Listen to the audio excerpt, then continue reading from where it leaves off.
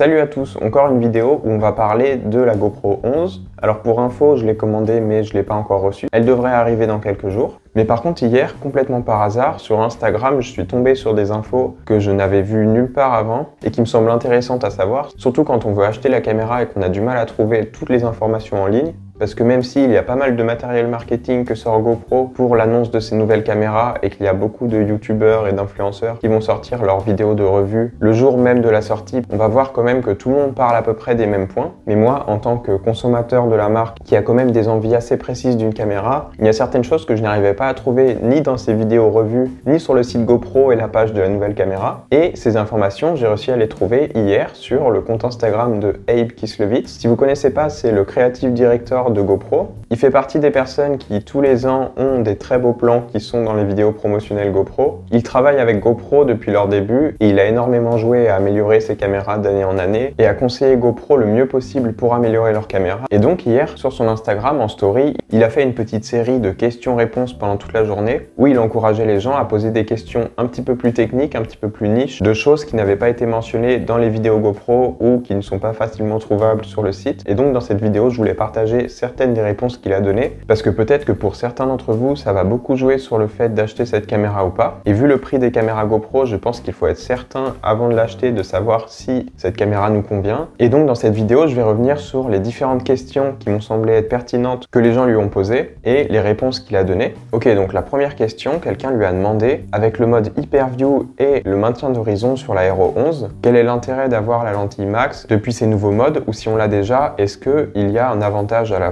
Et donc là, il a répondu quelque chose d'assez intéressant. Donc d'abord, il explique que le mode Hyperview, c'est toute l'image qui est capturée par le capteur. Donc une image, comme on a vu, qui est presque carrée et qui est écrasée en format 16/9 pour que ça soit en format télévision, YouTube.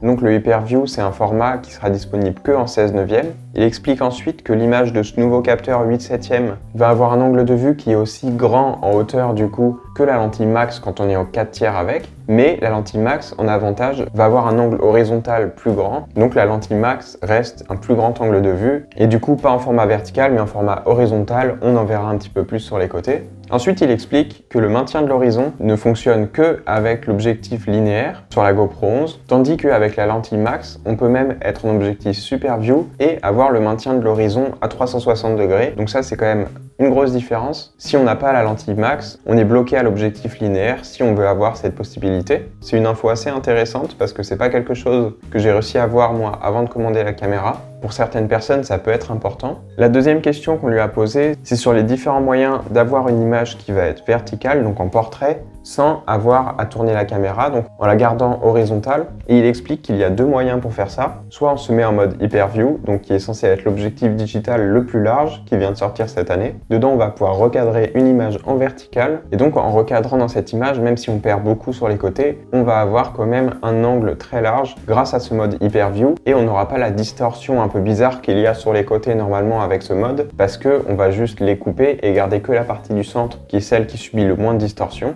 Donc ça, c'est pour le premier moyen. Et le deuxième moyen, évidemment, c'est d'utiliser le nouveau format qui est le 8/7, donc le format que vous avez vu qui est quasiment un carré. Celui-là, malheureusement, il est limité à 30 fps, il me semble. Mais dans ce format 8/7, on peut aussi en découper une vidéo verticale du centre en éliminant juste ce qu'il y a sur le côté. Donc voilà la deuxième solution. Ça va aussi nous faire une image qui est très large malgré le fait qu'il y a eu un recadrage. Mais grâce au fait de filmer dans une grosse résolution, le 5.3K, on va pas perdre beaucoup en qualité même avec ce recadrage. Donc voilà pour les deux moyens d'avoir de la vidéo verticale si ça vous intéresse. Le deuxième me semblait évident mais je n'avais pas pensé au premier en utilisant l'angle de vue Hyperview. Et après ça, il a montré une petite astuce. Je ne savais pas que la GoPro 11 était capable de faire ça, mais même sans avoir la lentille max, si on met sa GoPro 11 à la verticale et que pendant qu'elle est à la verticale, on verrouille l'orientation verticale, après on peut avoir la caméra qui est à l'horizontale et ça va continuer de nous filmer une image verticale. Donc ça peut être très pratique pour les gens qui ont la caméra accrochée quelque part, genre sur un casque ou sur le torse. Pour ça, il mentionne qu'il faut être avec l'objectif linéaire et avoir activé le maintien de l'horizon. Et du coup, tant que la caméra sera verrouillée à la verticale comme ça, peu importe comment on tient la caméra, dès qu'on commencera une vidéo, ça nous fera une image verticale. Donc ça, c'était possible avant avec la lentille max. Maintenant, c'est possible directement avec la GoPro 11. Une autre question, quelqu'un demande si la lentille de la GoPro GoPro 11 est toujours hydrophobe comme c'était le cas avec celle de la 10. Donc il répond que oui, encore une fois, cette année, c'est une lentille hydrophobe.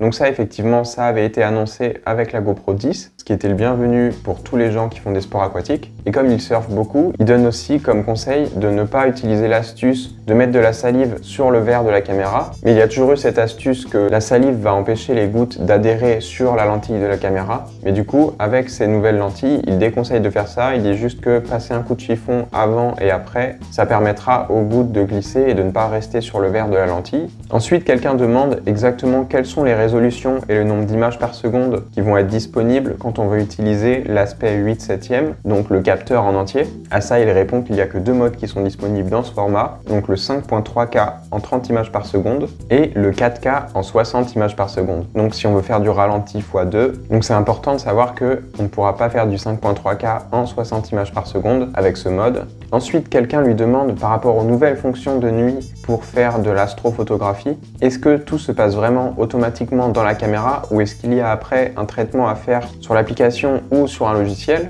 Et donc il explique que tout se fait vraiment dans la caméra. On peut choisir entre trois modes, donc court, moyen et long. Quand on a fini de filmer sa scène de nuit, on a juste à l'arrêter et pendant quelques secondes, la caméra va faire le traitement du timelapse. Il nous dit quand même qu'il recommande un ciel sans nuages, sinon apparemment les résultats sont pas terribles. Et pour avoir des bons résultats, il recommande d'avoir une batterie externe branchée à sa caméra. Et pour avoir des résultats plus intéressants, sur le téléphone, avoir une application qui nous aide à localiser les différentes étoiles pour trouver un angle où les étoiles seront plus intéressantes. Donc ça, il y a plein d'applications gratuites. On a juste à pointer son téléphone dans différentes directions pour essayer de trouver les constellations. Donc on peut voir avec ça et après pointer sa GoPro dans le bon sens. Ça c'est intéressant. Quelqu'un lui demande pour lui quelles sont les fonctionnalités qui rendent cette caméra mieux que la GoPro 10 et il répond que c'est vraiment la taille du nouveau capteur et plus spécifiquement ce que cette taille de nouveau capteur entraîne comme nouvelle fonctionnalité parce que ça permet déjà d'avoir des images à la verticale même en filmant à l'horizontale grâce à du recadrage, une meilleure stabilisation dans tous les modes 4/3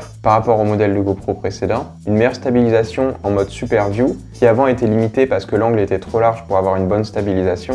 Maintenant, comme il y a un peu plus de marge avec le capteur, la stabilisation en Super View devrait être beaucoup plus performante. Et apparemment le mode Auto Boost aussi, qui est donc le système intelligent de stabilisation qui va permettre de choisir le level de stabilisation par rapport au mouvement qu'on est en train de faire avec sa caméra pour avoir moins de recadrage de stabilisation dans son image. Donc d'après lui, ce système marche très bien et il l'utilise beaucoup. Ça, il me tarde de l'essayer parce que j'ai jamais été fan du mode Boost, il y avait vraiment beaucoup trop de recadrage. Quelqu'un lui demande quels sont les modes qu'il a le plus utilisés, donc sachant qu'il utilise cette caméra depuis plusieurs semaines, même peut-être plusieurs mois. Il nous explique les modes qu'il a le plus utilisés depuis qu'il l'a. Donc il nous dit que la plupart du temps, il utilise le 5.3K avec l'aspect 8/7e, donc en 30 images par seconde. C'est vraiment le mode qu'il utilise le plus et je pense que moi aussi ça va être le cas parce que c'est le mode qui offre le plus de flexibilité. En deuxième, c'est le mode 4K 120 images par seconde pour quand il a besoin de faire des ralentis. Et en troisième, c'est intéressant, le mode 5.3K mais donc en Hyper View,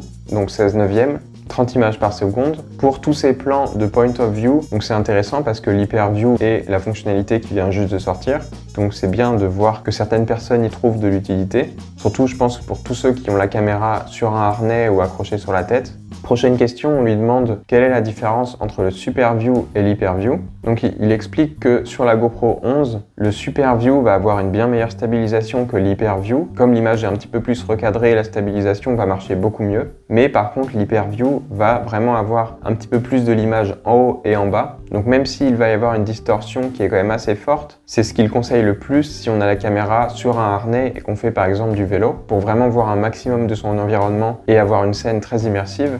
Mais il précise bien qu'il ne faut pas trop utiliser le mode Hyperview parce que la distorsion est vraiment extrême et dans beaucoup de cas, ça va pas être très esthétique. Ensuite, une question sur le $1 Million Challenge. Si vous connaissez pas, tous les ans, GoPro, à la sortie d'une nouvelle caméra, tous les gens qui ont acheté la nouvelle caméra peuvent proposer leurs plans et si leurs plans sont sélectionnés, ils vont gagner des sous. Il explique que cette année, ce challenge a un petit peu de retard, mais que comme d'habitude, il va y avoir le challenge. Donc ça laisse juste plus de temps à tout le monde de recevoir sa caméra et d'aller filmer des plans, donc c'est pas plus mal. Ensuite, on va parler de la GoPro Mini. On lui demande quels sont exactement les réglages qu'on peut changer sans avoir à utiliser l'application. Donc en gros en utilisant que les deux boutons qui sont sur la Mini.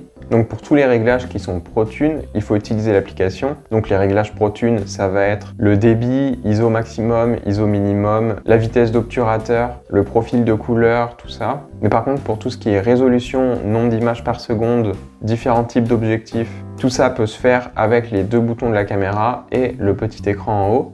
Quelque chose d'autre qui est précisé, que j'avais vu annoncer nulle part, c'est qu'avec la nouvelle mise à jour de l'application Quick, on va pouvoir contrôler sa caméra que en utilisant le Bluetooth, donc plus besoin du Wi-Fi, qui va sûrement être beaucoup plus stable et plus rapide pour se connecter à sa caméra. On pourra toujours se mettre en Wi-Fi pour avoir une prévisualisation de sa vidéo, mais pour tout ce qui est changement de réglage, on pourra juste rester en Bluetooth, donc ça c'est une bonne nouvelle parce que beaucoup de gens ont des problèmes de connexion entre leur GoPro et leur téléphone.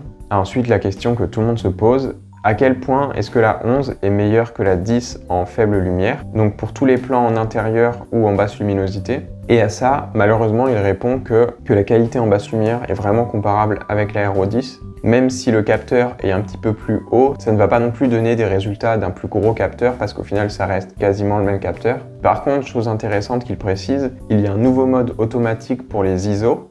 Il va maintenant prendre en compte les mouvements de la caméra pour éviter que la stabilisation se dégrade en basse lumière et qui va donc essayer de compenser de manière plus intelligente pour éviter tous ces micro-tremblements qu'on a l'habitude d'avoir dès qu'on filme en basse lumière. Donc ça c'est intéressant parce que moi je sais que les choses qu'on me demande le plus souvent sur ma chaîne, c'est comment avoir une meilleure stabilisation en basse lumière. Et encore une info qu'on a vu annoncer nulle part pour l'instant. On repart sur la Mini, quelqu'un demande quel est l'intérêt de la Mini par rapport à la 11, sachant qu'il n'y a que 20 grammes de différence. Et donc il répond que pour lui c'est vraiment une question de préférence. En fonction des activités, certaines personnes vont plus se soucier des écrans que d'autres personnes, parce que ça peut être les points faibles de cette caméra et les premières choses qui cassent. Quand il y a par exemple des projections de cailloux et tout ça, il dit qu'il faut mieux avoir la Mini pour avoir moins à se soucier de sa caméra. Et en dernière question par rapport à cette GoPro Hero 11, quelqu'un lui demande est-ce qu'il faut utiliser un caisson étanche pour faire de la plongée avec cette caméra? Ça c'est une question que je vois souvent sur les groupes GoPro.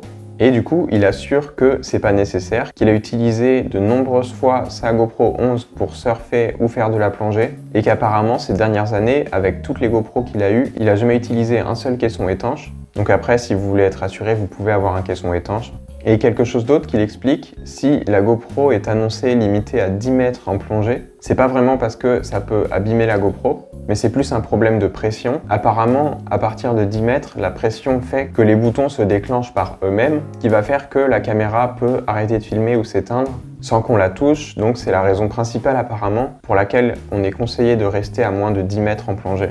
Donc voilà pour toutes ces petites informations. Moi personnellement, il y a des choses qui m'ont vraiment intéressé et qu'on a vu marquer nulle part, donc c'est un peu dommage. Si jamais vous vouliez acheter cette caméra, j'espère que cette vidéo vous a été utile.